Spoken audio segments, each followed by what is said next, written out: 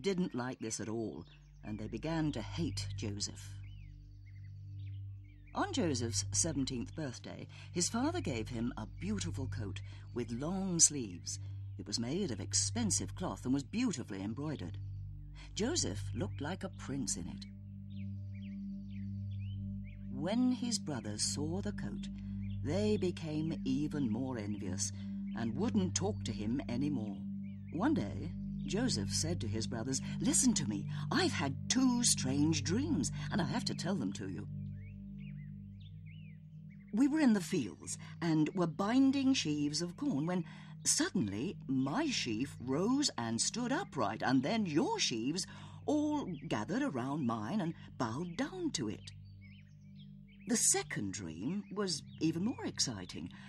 I saw the sun, the moon, and 11 stars, and even they bowed down to me." Joseph's brothers became angry with him. "Do you want to be our king and to reign over us?" they asked him in fury. Even his father became angry with him.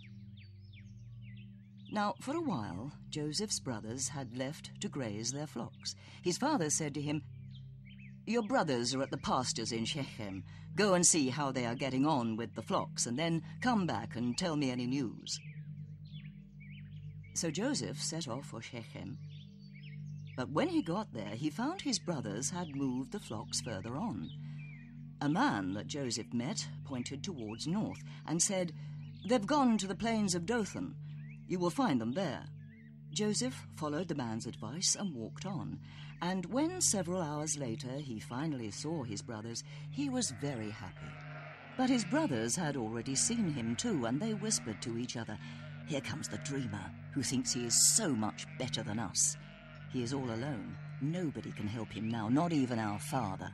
And they decided to kill him. But when Reuben, the eldest brother, came back from one of the pastures and heard their plan, he was shocked and said, "We cannot commit a murder. Joseph must not die at our hands.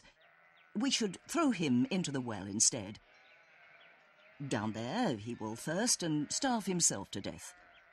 But secretly he thought to himself, "I will run back and set him free, then bring him home." Then he hurried off to the pastures. Joseph had hardly reached his brothers before they jumped on him, bundled him out of his coat, and threw him down the well. They walked far enough away from the well so they couldn't hear him crying and shouting. Then they lit a fire and had something to eat. Suddenly they heard the sound of people with camels, and a caravan of Midianite merchants came into view. The merchants were on their way to Egypt and wanted to sell precious Arabic spices there. Judah said to his brothers, "I have a better idea. Let's sell Joseph to the merchants. They can take him to Egypt and sell him as a slave. In that way, we are rid of him without having to kill him.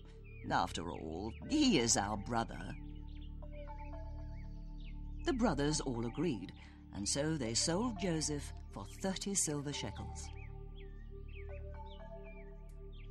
Later that night, Reuben came back from the pastures to pull Joseph out of the well, but the well was empty.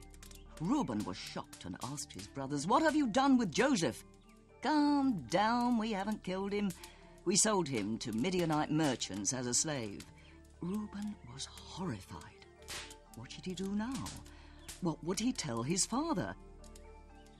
But the others didn't think about it for long. They slaughtered a goat and smothered its blood all over Joseph's coat. Then they sent a messenger to their father with the blood-covered coat. Jacob recognized the beautiful coat as belonging to his favorite son and cried bitterly because he thought Joseph had been killed by wild animals. He dressed in mourning clothes and couldn't be comforted by anyone. The Midianite merchants eventually arrived in Egypt, and they sold Joseph as a slave to Potiphar. Now, Potiphar was the captain of the Pharaoh's guard, and that was how Joseph came to Egypt.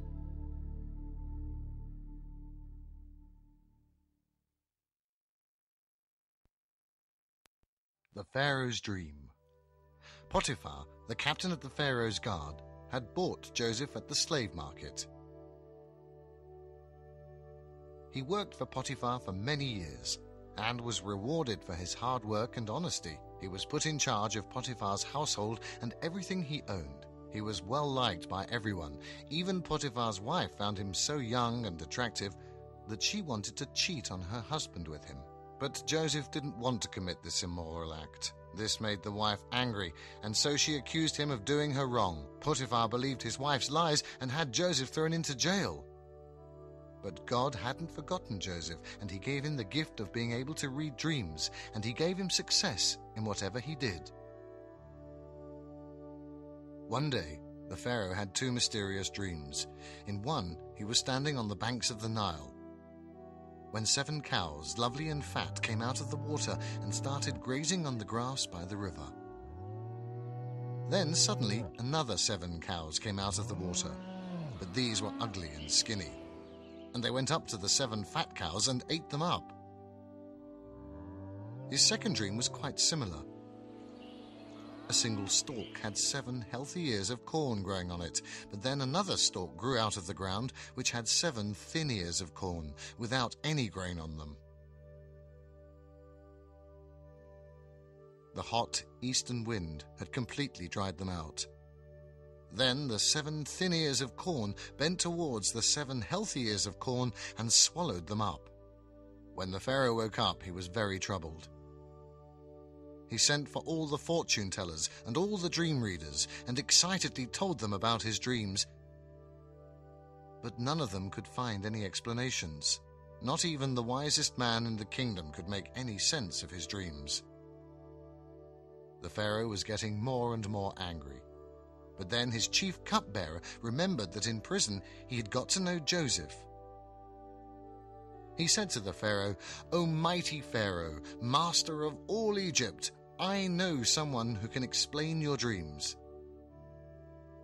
When you threw me into the prison because I hadn't obeyed your orders, I met a man there who explained the meaning of my dreams to me.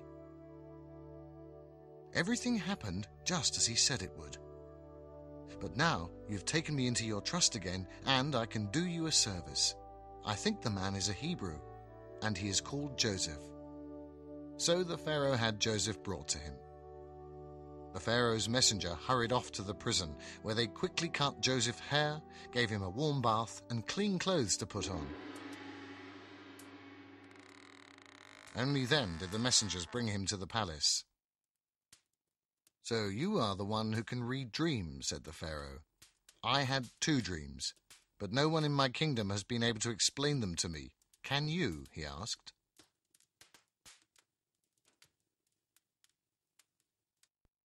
Joseph bowed down deeply and answered, "No, great Pharaoh, I cannot.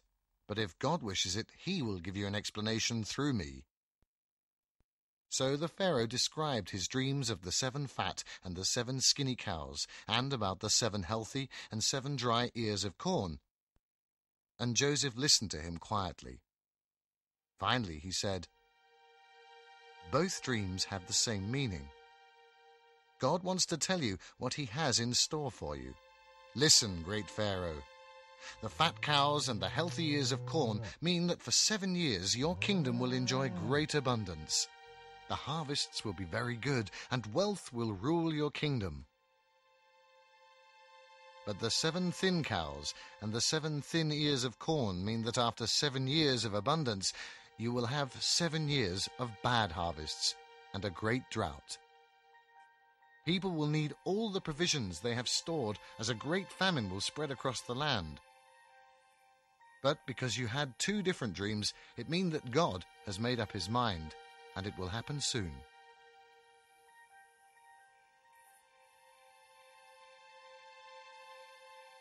When the Pharaoh heard this, he was dismayed. "Will I lose my kingdom?" he asked. But Joseph answered, "No, great Pharaoh. You know what will happen now, and you must start preparing for it right away. Find a wise and clever man who can organize it all for you. He should build grain and supply stores in every town and fill them with grain. During the 7 good years, he should increase the taxes in Egypt. This will mean the people will have enough to eat during the 7 years of famine, and